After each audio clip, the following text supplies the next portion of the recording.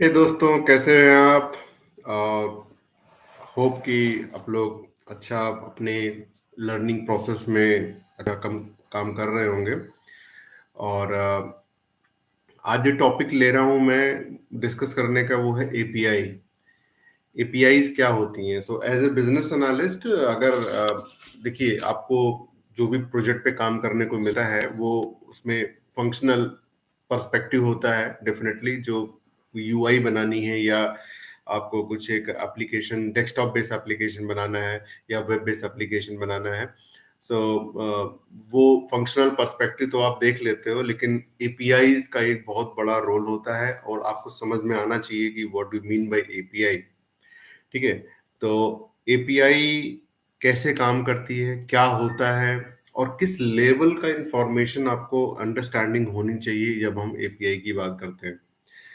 तो सबसे पहले मैं बात करूंगा एपीआई होती क्या है। एपीआई बेसिकली क्या होती है? डेटा कोई भी जब हम एक सिस्टम से दूसरे सिस्टम में ट्रांसफर करते हैं या विद इन वन सिस्टम हम डेटा फ्रंट एंड से बैक एंड की तरफ जाते हैं या बैक एंड से फ्रंट एंड की तरफ लेके आते हैं, तो वहां पर एपीआई काम करती है। तो बहुत ही बेसिक एग्जांपल देता हूं मैं आपको कि आप जब जब एक गूगल कुछ जैसे फेसबुक अकाउंट है आपका, तो फेसबुक अकाउंट पे जब आप लॉगिन लेते हो तो सबसे पहले एपीआई कहाँ पे काम आएगी? सबसे पहले एपीआई काम आएगी कि आपका जो लॉगिन आपने यूजर नेम पासवर्ड डाला, वो क्या करेगी? एक एपीआई कॉल होगी। वो क्या करेगी? उस यूजर नेम पासवर्ड को चेक करेगी, उसके करस्पॉन्डिंग आईडैम सिस्टम होगा। आईडैम सिस्टम पे भी आज बात कर लेते हैं लगे हाथ। आईडैम सिस्टम क्या होता है? Identity access management system. तो आइडेंटिटी एक्सेस मैनेजमेंट क्या होता है कि जहां पर हम यूजर की ऑथेंटिकेशन, लॉगिन ऑथेंटिकेशन को हम डिसाइड करते हैं, उसका क्या है, वैलिड है, इनवैलिड है, उसने गलत डाला, सही डाला, ठीक है ना? तो वो एपीआई क्या करेगी? उस क्रेडेंशियल जो जो यूजर ने एंटर किया है उसको लेकर आईडैम सिस्टम के पास जाएगी। भाई देखो, यूजर ने ये क्रेडेंशियल्स डाले हैं, ये वैलिड है कि नहीं? तो वो आईडैम सिस्टम क्या करेगा? मैच करेगा कि सही है कि गलत है। तो उसके हिसाब से वो बोलेगा नहीं भाई, यूजर नेम गलत है या पासवर्ड इंटर है गलत है, आप फिर से करेक्ट करके डालो। ऐसा वैलिडेशन मैसेज आता है, राइट? तो ये एक वन एपीआई हो गई, वन काइंड ऑफ एपीआई। अब आप समझिए, आप एक यूजर डिटेल फिल कर रहे हो या एक प्रोक्योरमेंट करना है आपको, तो प्रोक्योरमेंट में क्या कर रहे हो? आप डाल रहे हो कि भाई मुझे ये सामान चाहिए, ये मटेरियल चाहिए, ये मुझे ये कलर का चाहिए, ये ब्रांड चाहिए। तो आप एक फिल करते हो ना, इसे बोलते हैं परचेज रिक्विजिशन फॉर्म। अब वो परचेज रिक्विजिशन फॉर्म पे जो एक पेज होगा, वेब पेज, उसमें क्या क्या इंफॉर्मेशन रह सकती है? कुछ टेक्स्ट फील्ड रहेंगी। टेक्स्ट फील्ड में कोई एपीआई कॉल नहीं होगी, क्योंकि वो यूजर इनपुट करेगा उसको। अब वो यूजर इनपुट करेगा, क्या करेगा? वो डाल देगा कि भाई I want so so colour, I want this one. But अगर उस वेब पेज पे कोई ड्रॉप डाउन फील्ड है, समझ रहे हैं ना? जैसे क्लिक करते हैं तो वैल्यूज लोड होती है ना, सिलेक्शन करने के लिए। सम टाइम सिंगल सिलेक्शन होती है, सम टाइम मल्टी सिलेक्शन होती हैं। तो वो जो वैल्यूज होती है, आपने कभी सोचा वैल्यूज कहाँ से आ रही हैं? वो वेब पेज पे कहाँ पे लोड हो रही है, कहाँ से आ रही हैं? तो वो जो वैल्यूज होती हैं, वो प्री डिफाइंड वैल्यूज हमारे जो डेवलपर्स होते हैं, बिजनेस एनालिस्ट बोलता है कि भाई ये वैल्यूज वहां पर आप दिखाओ इस फील्ड के लिए। तो डेवलपर क्या करता है? वैसे ही उन उन फील्ड वैल्यूज को सिस्टम में स्टोर करके रखता है। कहां पर? बैकएंड में। वो एक तरह से मास्टर डेटा होता है उस पर्टिकुलर फील्ड के लिए। तो जब यूजर उस फॉर्म को लोड करेगा, तो हो सकता है कि सारी एपीआई कॉल, जितनी भी जरूरत है वहां पर सारी एपीआई कॉल एक साथ जाकर उन वैल्यूज को लेकर आके लोड कर देगी। प्री लोड कहते हैं इसको। लेकिन यहाँ पर कहीं ना कहीं परफॉर्मेंस इश्यू आता है। लेकिन आजकल जो कैसे करते हैं कि जब वो यूजर एक्शन होगा, that time API call will happen, और वो बैकएंड में जाकर उस फील्ड वैल्यूज को लेकर आके लोड कर देती है। ठीक है ना? दो तरीके से काम करती है। एक, अगर आपको सोचिए बहुत ज्यादा वैल्यूज है, बहुत ज्यादा लोड है आपके सिस्टम पे, बहुत ज्यादा वैल्यूज को फिच करनी पड़ेंगी, तो वो क्या करती है? तो उस तरह के सिस्टम पे हमको इवेंट बेस्ड एपीआई कॉल को लेकर वैल्यू लोड करना है। अगर हल्का फुल्का डेटा, ज्यादा वैल्यूम नहीं है, तो पेज लोड के साथ में सारी वैल्यूज को लोड कर दो एक ही एपीआई कॉल में। तो वहां पर क्या रहता है, बार बार एपीआई कॉल, वो बार बार नहीं जाएगा, एक ही बार में सब डेटा लोड हो जाता है, ठीक है ना। तो एपीआई कॉल आपके फ्रंट एंड पे डेटा शो करने के लिए ड्रॉप डाउन फील्ड में एपीआई कॉल होती है। वो क्या करती है, वो the moment you hit that drop down value, वो बैकएंड में क्या होगा, एपीआई जाएगा फटाक से वो वैल्यू लाके वहां पे लोड कर देगा आपके सिलेक्शन के लिए। तो ये एक एपीआई कॉल हो गई, ठीक है ना। सिमिलरली अब मल्टी सिलेक्शन है तो फिर से वो एपीआई कॉल होगी, कोई सिंगल या मल्टीपल दोनों ही होती हैं।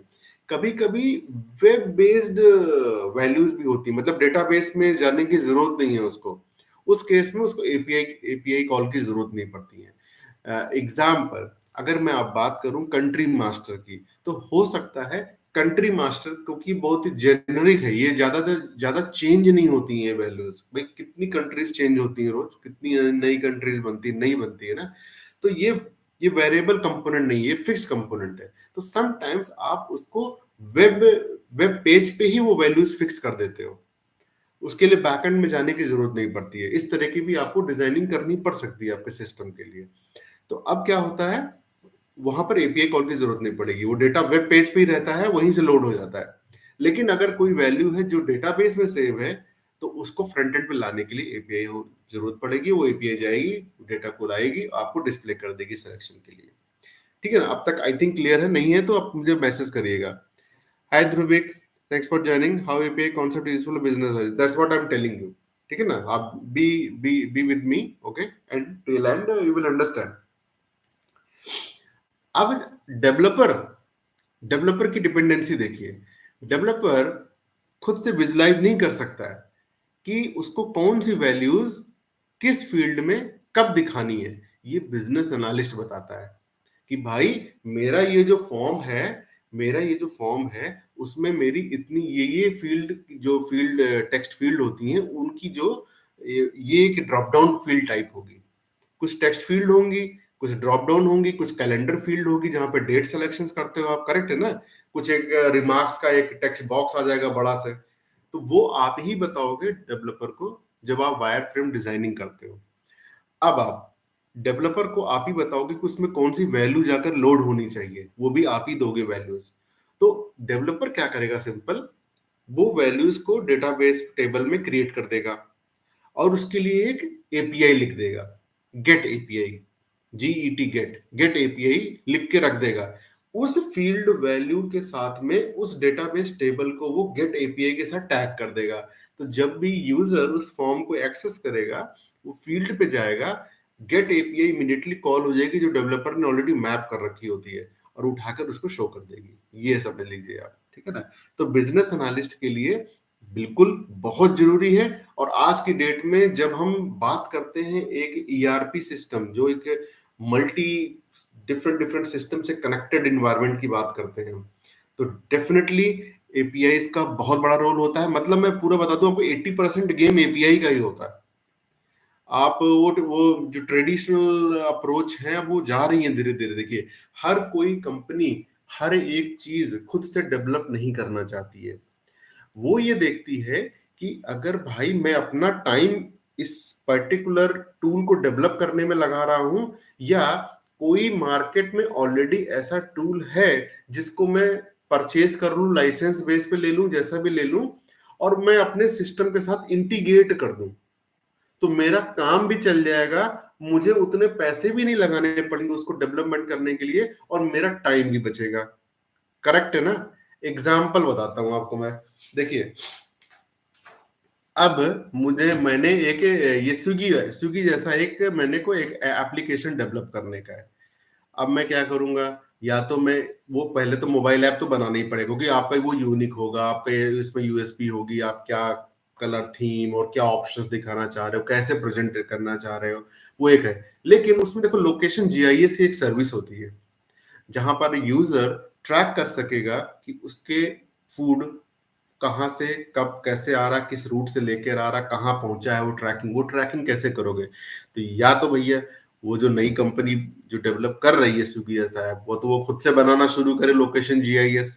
उसके लिए कितना टाइम लगेगा, कितनी एक्यूरेसी चाहिए, कितनी टेस्टिंग चाहिए, आपको समझ में आ रहा है ना। फ्रॉम स्क्रैच डेवलपमेंट, वो आपको एग्रीमेंट करना पड़ेगा, या तो गूगल से लोगे या तो हमारा इंडिया का भी कुछ नया लॉन्च हुआ है उससे आप टाई अप करोगे, उनको पैसा दोगे, या आप क्या करोगे, किसी भी सर्विस जो ऑलरेडी कहीं पर है इंटीग्रेटेड, आप उनसे क्या करोगे, परचेज कर लोगे। भाई लोकेशन जीआईएस सर्विसेज हम आपसे लेंगे, तो आपका काम क्या बचा, खाली आप उनको बताओगे कि मुझे आपसे चाहिए क्या है, इनपुट पैरामीटर। इनपुट पैरामीटर आप उनको बताओगे, वो क्या करेगा, वो देखेगा वो इनपुट पैरामीटर जो आप पूछ रहे हो, मतलब आपको चाहिए क्या, वो देखेगा कि हमारे पास में है कि नहीं है। अगर है तो रिस्पॉन्स में आपको आउटपुट पैरामीटर, वो जो रिजल्ट चाहिए वो दे देगा, और आप उसको उठा के कंज्यूम कर लोगे और अपने सिस्टम में दिखा दोगे। ये बहुत ही सिंपल फंडा होता है, ठीक है ना। अभिषेक शर्मा सर, आपने इंस्टाग्राम कनेक्ट, इंस्टाग्राम, ओके ठीक है, इंस्टाग्राम, हाँ ठीक है, मैं दे दूंगा आपको लिंक। आप ये कमेंट जो है ना इसमें चैट में, यहाँ नहीं वहां पे डालिएगा, तो मैं वीडियो में जाकर तो मैं वहां पर कमेंट में दे दूंगा मैं, ठीक है ना। ये तो ये चैट दिखता नहीं है बाद में, तो आप वीडियो के एंड में जब बाद में जाकर वहां पे कमेंट में लिख दीजिएगा, तो मैं वहां पे पेस्ट कर दूंगा, ठीक है ना। अच्छा, तो एपीआई, एक एपीआई समझ में आया आपको कि आपके जो वेब पेज है जो डिजाइन किया सिस्टम में, उसमें जो डेटा लोड हो रहा है बैकएंड से, आपके डीप डेटाबेस से, वो कैसे आ रहा है, वो कैसे लोड हो रहा है, वहां पे एपीआई कॉल होती है, उसे कहते हैं गेट एपीआई कॉल, ठीक है ना। अब आप बताइए, अच्छा यूजर ने पूरा फॉर्म फिल कर लिया, वो फील्ड वील्ड में वैल्यूज डाल दी पूरी, इंटर कर दिया, रिमार्क्स विमार्क्स सब सब सिलेक्शन विलेक्शन कर दिया सब, उसको अब नाउ इस पॉइंट ऑफ सेव, एक सबमिट बटन रहेगा, नहीं तो सेव बटन रहेगा। What does it mean, it means you are about to submit this record in the system. Submit करके आप नेक्स्ट प्रोसेस करना चाह रहे हो, तो जो सबमिट कॉल होगी, जो सबमिट बटन होगा, वहां पर फिर एक एपीआई कॉल होगी। तो आप अपने डेटा, अपनी जो टीम होगी, आप उसको बताओ कि जब मैं user, when user will save this detail, it should go and save into the corresponding database table as a record, as a row insert हो जाएगी। नया परचेज, परचेज रिक्विजिशन या परचेज ऑर्डर रो ऐड हो जाएगी। उसमें क्या रहेगा, a purchase requisition ID generate हो जाएगी, वेंडर का नाम आ जाएगा, आपका नाम आ जाएगा, एड्रेस आ जाएगा, shipping address, billing address, whatever the form is asking about.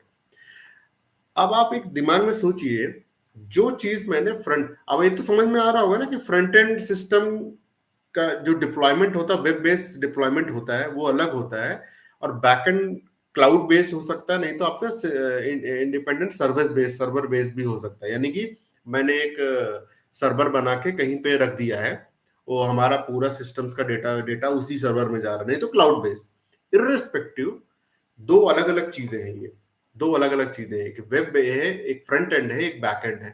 इन दोनों के बीच में जो रिलेशन होता है, जो डेटा एक्सचेंज का काम करता है, वो होता है एपीआई के थ्रू। मुझे डेटा लोड करना था फ्रंट एंड में, तो मैंने एपीआई से डेटा लिया और यहाँ पे लोड कर दिया।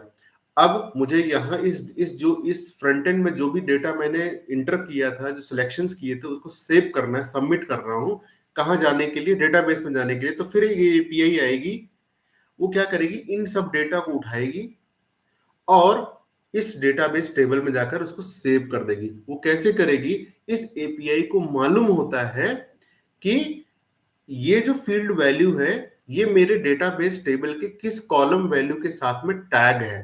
वो टैगिंग करता है, वो कि first name equals to first name underscore something, he will give that column name, database column name. तो वो फर्स्ट नेम को फर्स्ट नेम के रो में, कॉलम में जाकर एंटर करेगी, लास्ट नेम को लास्ट नेम की वैल्यू के साथ में सेव करेगी, ईमेल को ईमेल फील्ड के साथ सेव करेगी। नहीं तो आप सोचिए, अगर ये मैपिंग नहीं करेंगे तो ईमेल वाले कॉलम में फर्स्ट नेम दिखेगा, एड्रेस वाले में लास्ट नेम दिख जाएगा, मतलब पूरा गलत हो जाएगा, करेक्ट। तो वो मैपिंग होती है फील्ड टू फील्ड की, कि कौन सी वैल्यू किस कॉलम में, किस डेटाबेस में जाकर सेव होनी चाहिए। तो वो जब हो जाती है, तो एपीआई ये उठा उठा के उसमें जाके सेव कर देते, आपको सक्सेस मैसेज आ जाता है, और डेटाबेस है, data your record has been saved successfully, और your purchase order place successfully, kind of thing, correct. वो भी एपीआई काम होता है, वो एक रिटर्न मैसेज करता है कि भाई जो जो मेरा काम था डेटा उठाकर डेटाबेस टेबल में सेव करने के बाद में सक्सेसफुली हो गया है कि नहीं, तो यूजर को कैसे मालूम चलेगा सेव हो गया कि नहीं। तो वो एक मैसेज रिटर्न करता है, वो एपीआई कहता है your data has been saved in the successfully और whatever the message your purchase order created successfully something, correct. ये मैंने एग्जांपल बताया आपको, ये मैंने मैंने देखा बहुत लोगों को नहीं समझ में आता है कि जो आपका फ्रंट एंड सिस्टम है जो, वहां पर भी एपीआई कितना बड़ा रोल रहता है। आप बहुत इजीली से समझ सकते हो कि अगर मैं एक एग्जांपल बताता हूँ, देखो पेमेंट गेटवेज हैं, एसएमएस गेटवेज हैं, या लोकेशन जीआईएस का सर्विस मैंने बताया, या बहुत अच्छा ये एक और एग्जांपल बताता हूँ मैं। जैसे कि मैंने एक कंपनी में काम किया था, वहां पर पूरा एपीआई गेम था। बता दूं कैसे कैसे था। वो क्या करते थे, आजकल जितनी भी मशीनरीज हैं, जितनी भी मशीनरीज हैं, उन मशीनरीज को कैसे आप इंटीग्रेट करो, आईओटी बेस्ड सर्विसेज कैसे आप इंटीग्रेट करोगे। जैसे सेंसर्स होते हैं, उस सेंसर्स को कैसे आप सिस्टम में इंटीग्रेट, अब एग्जांपल है ह्यूमिडिटी कितनी है बाहर, पोल्यूशन कितना है बाहर, आप अपने सिस्टम में कैसे दिखाओगे बताइए। आपका एक सिस्टम है जहां पर ये सारी इंफॉर्मेशन डिस्प्ले होती हैं, लेकिन ये डेटा आपको कैसे ला रहे हो आप, यहां पर आती है हमारी सिस्टम इंटीग्रेशन। सिस्टम इंटीग्रेशन मतलब जो डिवाइसेस होती हैं वो सब भी आजकल ये सब फैसिलिटी दे रही हैं। कैसे दे रही हैं, वो लोग अपना जो इंफॉर्मेशन है उसको एक्सपोज करती हैं। कैसे एक्सपोज करती हैं, वो एक एपीआई लिखती हैं, रेस्ट एपीआई कॉल लिखती हैं, और उसको क्या करती हैं कि कोई भी सिस्टम जो हमारा ट्रस्ट सिस्टम है, थर्ड पार्टी हो कोई भी, वो आकर हमारे से ये डेटा ले सकता है और डिस्प्ले कर सकता है। दो तरह का होता है, एक प्राइवेट डेटा रहेगा, पब्लिक डेटा रहेगा। पब्लिक में कोई भी सिक्योरिटी नहीं रहेगी, मतलब कोई जरूरत नहीं है ऑथेंटिकेट करने का, कि जैसे मैं बोलूं कि मेरे घर में मेरे फैमिली के लोग कभी भी आ जा सकते हैं, वो कुछ भी सामान उठा सकते हैं, कंज्यूम कर सकते हैं, करेक्ट है ना। तो उनको जरूरत नहीं है ना कि वो डोर बजाएं, बेल बजाएं और मैं फिर देखूं हाँ कौन है, तब मैं उसको घर के अंदर आने दूं तब अलाउ करूं, नहीं होता ना। नहीं, कोई बाहर का वेंडर है तो वो मेरे घर में घुस सकता है, तो मैंने डोर डोर पर लॉक लगाया हुआ है, कोई भी ऐसे नहीं आ सकता है मेरे घर में, करेक्ट है ना। इसी तरह जो प्राइवेट एपीआई होती हैं उन पे लॉक लगा होता है, उसे बोलते हैं हम सिक्योरिटी, ठीक है ना। एपीआई सिक्योरिटीज होती हैं, तो उसके लिए क्या होती है, की जनरेशन होता है। एक की जनरेट होता है कि जब भी कोई एपीआई इस एपीआई के डेटा को कंज्यूम करना चाहेगी, तो उसको इस जो कंज्यूम जो जो जो डिमांड कर रहा है उसको एक की पास करना पड़ेगा, सिक्योरिटी की। वो बहुत तरीके से हो सकती है, वो रैंडम की जनरेशन, बहुत सारे टूल्स होते हैं। माइक्रोसॉफ्ट की खुद की अपनी की ऑथेंटिकेशन की होती है, जो जो ये, तो क्या होता है ये की, ये एपीआई क्या बोलेगी, भाई देखो मुझे ये डेटा चाहिए आपसे, ये रही सिक्योरिटी की, वो सिक्योरिटी की पास करेगा। अब ये जो क्या करेगा, जो जो जो जो जिससे वो डिमांड कर रहा था वो देखेगा क्या ये जो आदमी मुझे, ये जो एपीआई है, ये इस वही की पास कर रहा है जो जो मैंने डिफाइन कर रखी है अपने ट्रस्ट कीज में। उन्हीं में से एक की है, वो दो चार की डिफाइन कर लेता है इनमें से, तो वो क्या करेगा, यहां से उसको वैलिडेट कर देगा। वैलिडेट करने पे अब वो जो सक्सेस हो जाएगा, की ऑथेंटिकेशन सक्सेसफुली, और तो उसके बाद वो डेटा ले सकता है। पब्लिक की क्या होती है, ओपन सोर्स होता है, उसके लिए कोई जरूरत नहीं है ऑथेंटिकेट करने के लिए, कोई भी डेटा, मेरा डेटा उठा के कंज्यूम करता है। जैसे कि पब्लिक आर्टिकल्स होते हैं, पब्लिक आर्टिकल में कोई जरूरी वो लॉगिन नहीं पूछता है। पब्लिक आर्टिकल्स होते हैं, आप उनको कंज्यूम करने के लिए, उनको उनको रीड करने के लिए कोई जरूरत नहीं है ना कि आप उनको साइन अप करो, उनसे ऑथेंटिकेशन लॉगिन लो तभी आप रीड कर पाओगे, नहीं होता ना, वो पब्लिकली अवेलेबल होता है। इस तरह से पब्लिक एपीआई होती हैं जो बोलती है भाई आप ले लो, हमारे पास जो है हम देने के तैयार है, आप ले लो, कंज्यूम कर लो डेटा हमारे तरफ से, ठीक है ना।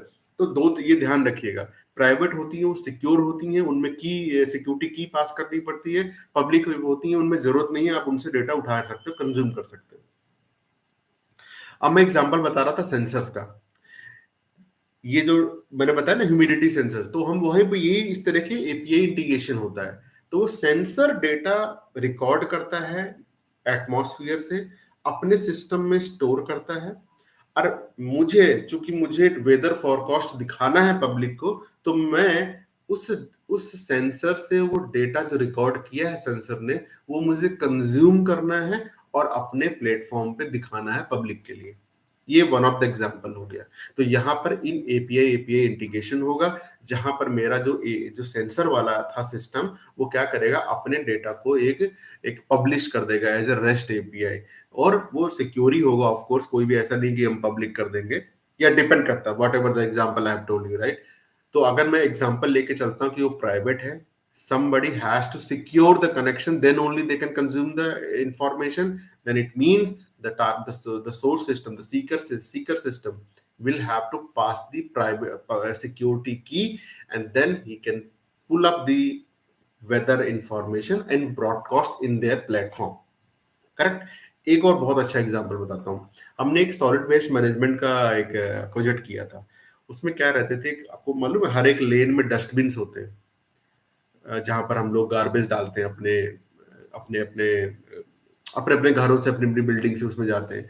अब आपने कभी ध्यान दिया है कि जो थोड़े से स्मार्ट सिटी जो कॉन्सेप्ट होता है, उसमें वो डस्टबिन कितना फुल हो गया है, वो डस्टबिन कब उसको पिकअप करके डंप यार्ड में डाल के आना है वो गार्बेज को, भाई डस्टबिन है वो तो एक दो दिन में पूरा फुल हो जाएगा ना। लोग उसमें कूड़ा डाले जा रहे हैं गार्बेज, वो फुल हो जाएगा। फुल होने के बाद क्या करेगा, वो डस्टबिन से बाहर लोग फेंकना शुरू करेंगे, उसमें जगह ही नहीं है।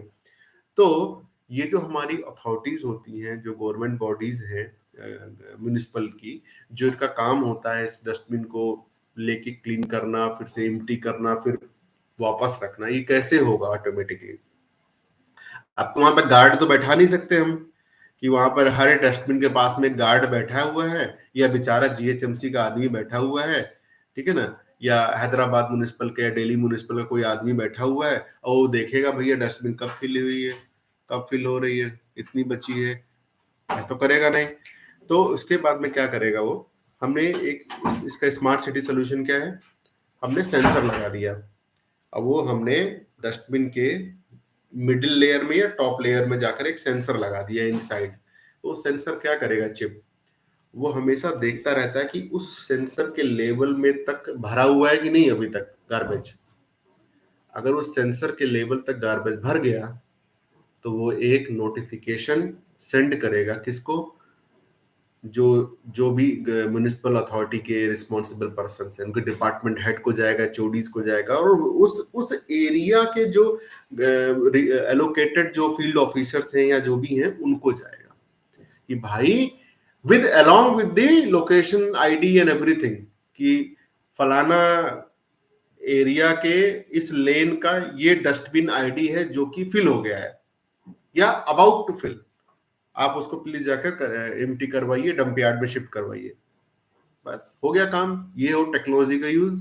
तो अब क्या हुआ, वो नोटिफिकेशन गया, उसने इमीडिएटली क्या किया, एक डंपर अरेंज किया, उसको पिकअप करवाने के लिए उसको पिकअप किया, और उसको डंप यार्ड में छोड़ के आ गया, दूसरा एम्प्टी वाला रख गया। ये होती टेक्नोलॉजी का। तो यहाँ पर कैसे काम हो रहा देखिए, वो जो सेंसर है, वो सेंसर के साथ में हमने अपने सिस्टम में इंटीग्रेशन किया हुआ है, और सेंसर्स उसके हमने थ्रेशोल्ड लिमिट बताई हुई है, भाई सेंसर तुम हमको नोटिफिकेशन तब भेजना जब ये थ्रेशोल्ड लिमिट तक पहुंच जाए गार्बेज का वैल्यू, जो लेवल है, तब हमको तुम भेजना, वरना मत भेजना, तुम मुझे जरूरत नहीं है।